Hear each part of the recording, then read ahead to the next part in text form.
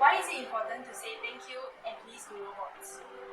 Okay, I found this on the web for why is it important to say thank you. Check it out. Hey friends, welcome back to the channel. Today we are going to go over some interesting findings and insights I saw in the article why it's important to say please and thank you to robots. So grab a cup of tea and let's get into it. Insight number 1 was that the use of AI, no matter how small a role it plays in our daily lives, might have implications beyond its intended use and can even influence an organizational culture.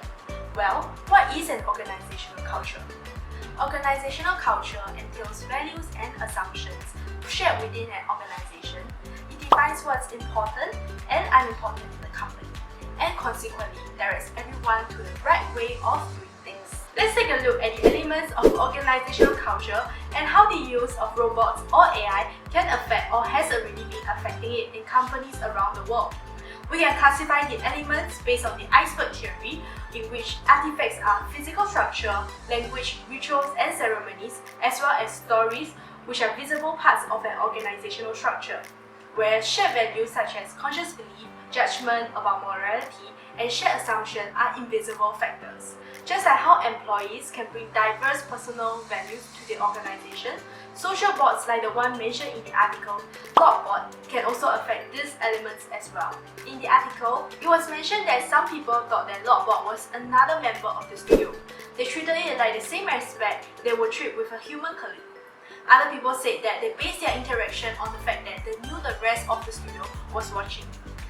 The survey data further clarifies that those who continue to use polite language are motivated to do so because they feel it's important to show gratitude when you're asking for a finite resource. Unsurprisingly, this coincides with the company's collaborative culture of gratitude. Linking it to the OB concept of dominant culture, which is the values and assumption most consistently shared and widely by the organization members, we realize that the importance of organizational culture as some of the employees hold the values and assumptions deeply and widely. We notice that from the simple survey conducted, most of the employees embrace the dominant values, and it acts as a control system that maintains employees' standard of performance. Next, the second insight is on the interaction between human and robot in an organization. Well, we know that AI is learning how to interact with humans, but the study in the article shows that learning goes both ways. Despite AI or robots being designed to improve efficiency, at the same time it can compromise an organizational culture such as politeness and gratitude. This brings us to a very interesting question. Should robots portray emotional intelligence in order not to compromise company culture? This is where OB concept applies. As robots or AI are programmed or trained to adopt to ideals culture, it's a process of organizational socialization whereby individual learns the values, expected behavior, and social language necessary to assume their role in the organization. Let's take a look at the framework of socialization, comprising mainly on learning and adjustment. There are 4 different stages that a robot or the employee will experience. Stage 1 is where pre-employment socialization, when the worker is still an outsider or the robot has not yet been adopted into the company. This is where they rely on indirect information and form employment relationship. With regards to robot and AI, it is also about design thinking and emotional thinking. Well, what about humans?